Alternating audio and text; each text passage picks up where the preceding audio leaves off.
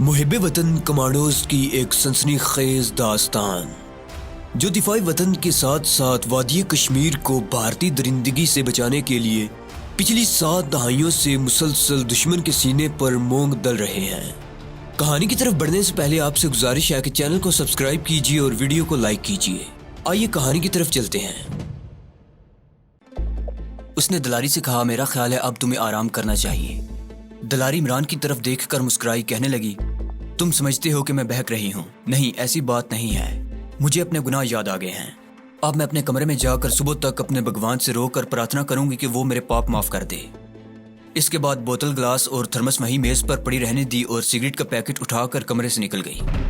इमरान इस औरत को समझ नहीं सका था।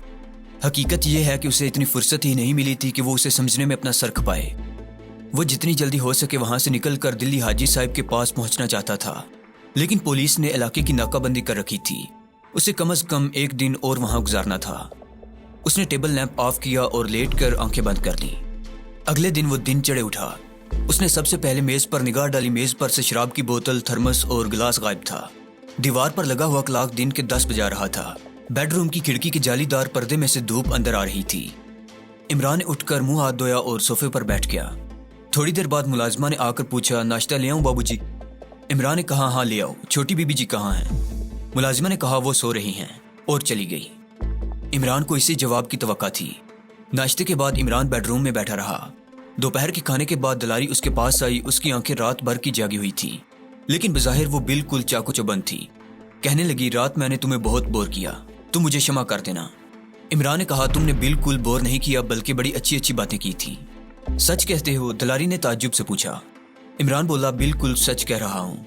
अच्छा ये बताओ कि पुलिस की नाकाबंदी की क्या पोजीशन है? दलारी ने कहा, पुलिस अभी तक बैठी हुई है।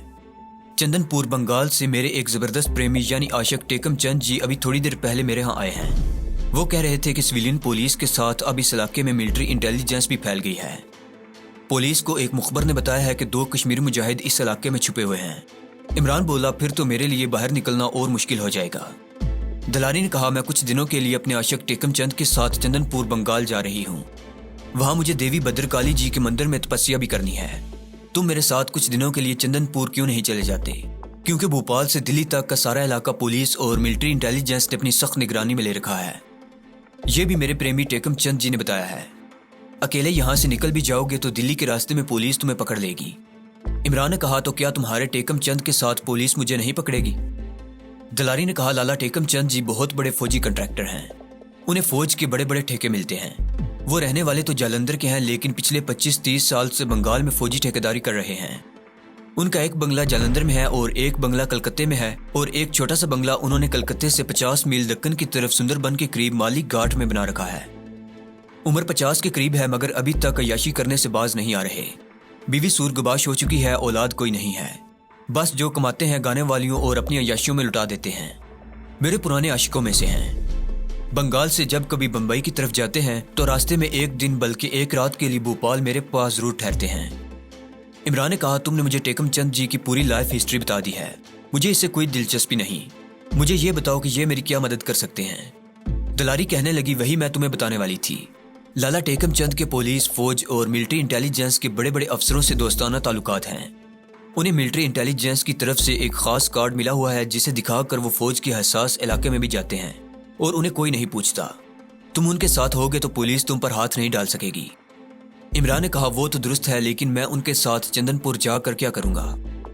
दलारी ने कहा, तुम मेरे साथ चंदनपुर में टेकम चंद के अपने रेस्ट हाउस में ठहरोगे। जब उस तरफ हालात ठीक हो जाएंगे तो मेरे साथ ही वापस आ जाना। आखिर तुम्हें इतनी जल्दी क्या है? एक तरह से तो तुम पुलिस के मफरूर ही हो, बल्कि लाला टेकम चंद जी तुम्हारे केस में भी तुम्हारी मदद कर सकते हैं। तुम्हारे रिश्तेदारों ने जो तुम्हारे खिलाफ वारंट गिरफ्तारी जारी कराए हैं, लाला टेकम चंद जी अपने असर रसूख से इसे खत्म करवा सकते हैं। इमरान दिल में मुस्कुराया कि ये औरत कहाँ से कहाँ के प्रोग्राम बना रही है, सिर्फ इस ख्याल से कि इमरान उसके पास ही रहेगा। हालांकि इमरान सिर्फ भोपाल से निकलकर किसी तरह छुपता छुपाता दिल्ली पहुंचना चाहता था। उसने दिल में सोचा कि वो दलारी और लाला टेकम चंद के साथ भोपाल से तो निकल जाए, इसके बाद दिल्ली स्टेशन पर पहुंचकर वो चुपके से इनसे अलग हो जाएगा। उसने दलारी से कहा, हमें चंदनपुर में तुम्हारे अंदाजे के मुताबिक कितने दिन ठहरना होगा? ये सवाल उसने दलारी को ये झूठा यकीन दिलाने के लिए किया था कि उसे यकीन हो जाए कि वो उसके साथ भोपाल से चंदनपुर जाने पर तैयार है। दलारी ने कहा, मैं तो सिर्फ भद्रकाली के मंदिर में 3 दिन की पूजा के लिए जा रही हूँ। अपने आशिक लाला टेकम चंद से कोई दिलचस्पी नहीं है। बस चौथे दिन वहां से वापस आ जाएंगे, चाहे रास्ते में दिल्ली उतर जाना। लाला टेकम चंद तो चंदनपुर में ही रह जाएंगे। उन्हें वहां जंगल में एक खुफिया फौजी गोदाम 1 हफ्ते के अंदर अंदर बनाने का ऑर्डर मिला है। इमरान के थोड़े से कान खड़े हुए उसने पूछा, ये फौजी गोदाम किस लिए बनाया जा रहा है? दलारी कहने लगी, मैंने लाला जी से सरसरी तौर पर पूछा था।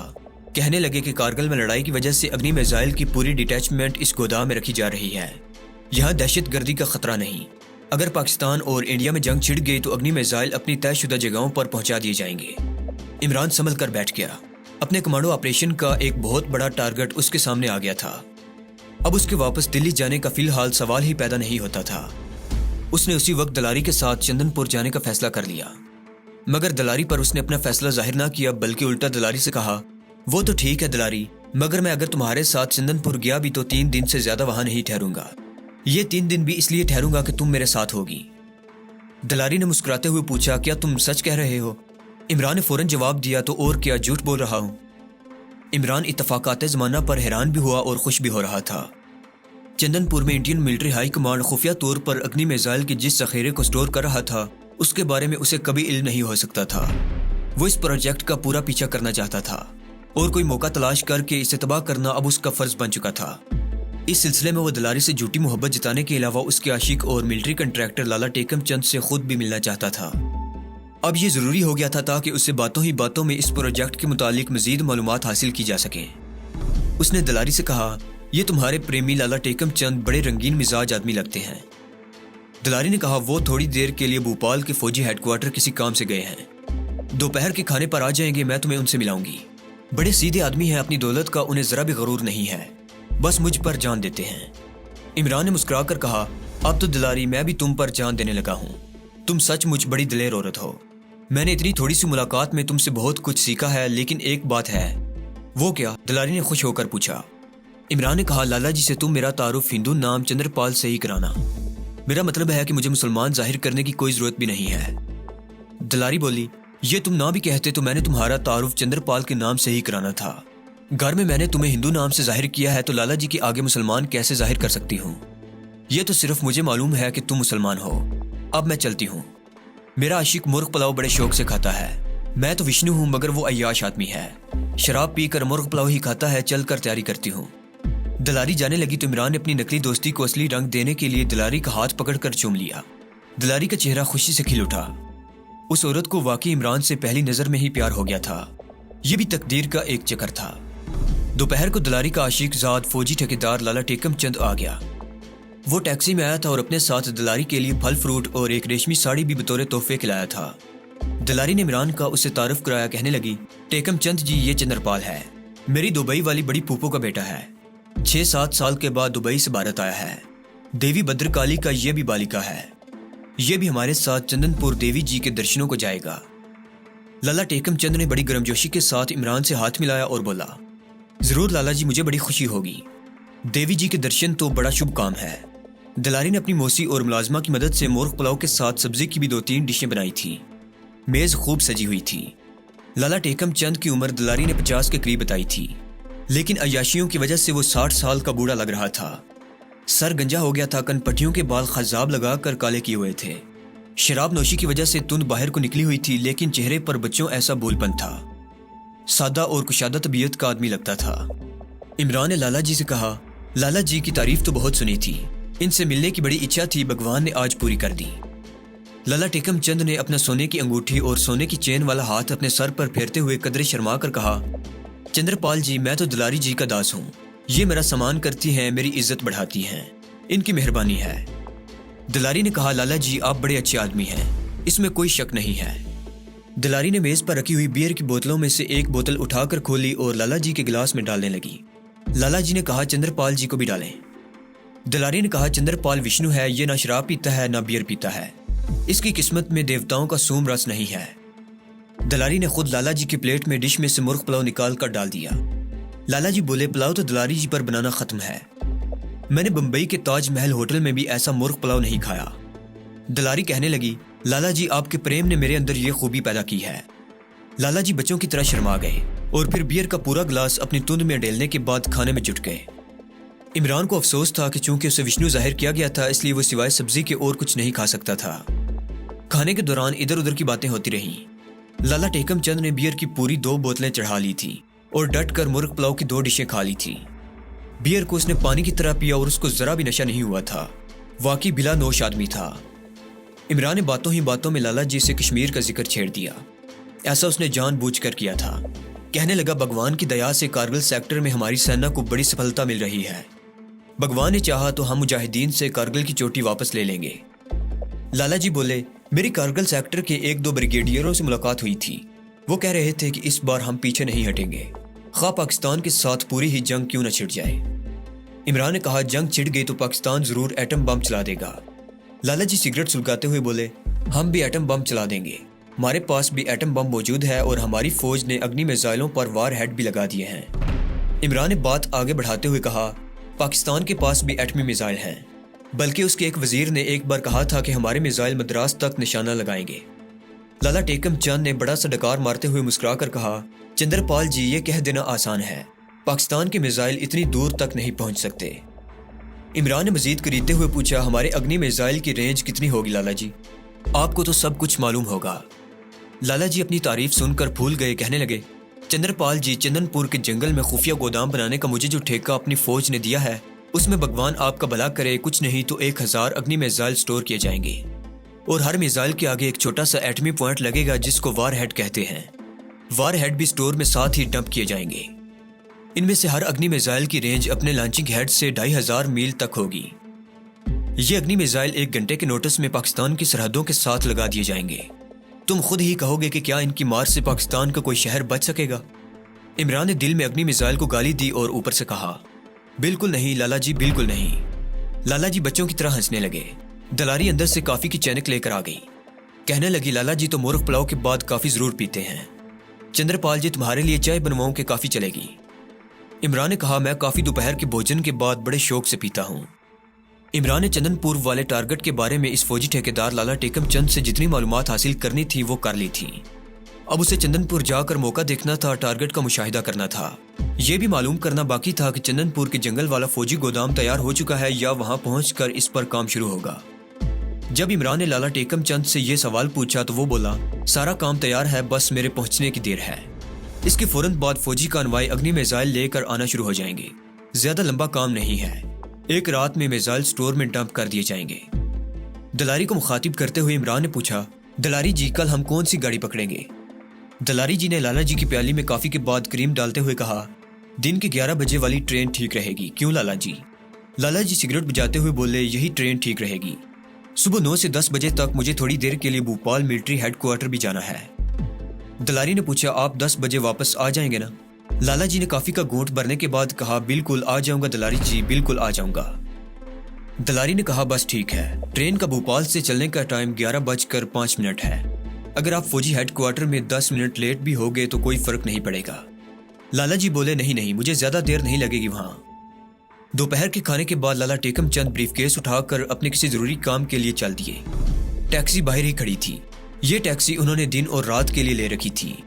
उसके जाने के बाद दलारी ने इमरान से कहा, तुम कुछ देर जाकर आराम कर लो। इमरान ने दलारी से हमदर्दी जताते हुए कहा, तुम भी थोड़ा आराम कर लो। दलारी ने सांस भरकर कहा, मुझे तो जरूर आराम कर लेना चाहिए क्योंकि रात को लाला जी मुझे कहाँ सोने देंगे।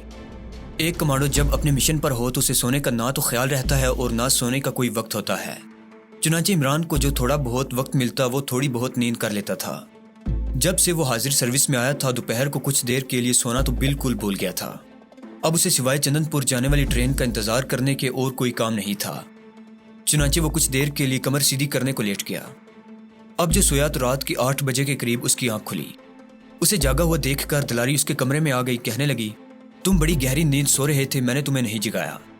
लाला जी किसी पार्टी से मिलने गए हुए हैं, तुम खाना खा लो। उनका कोई पता नहीं कि रात किस वक्त खाएं भी या ना खाएं।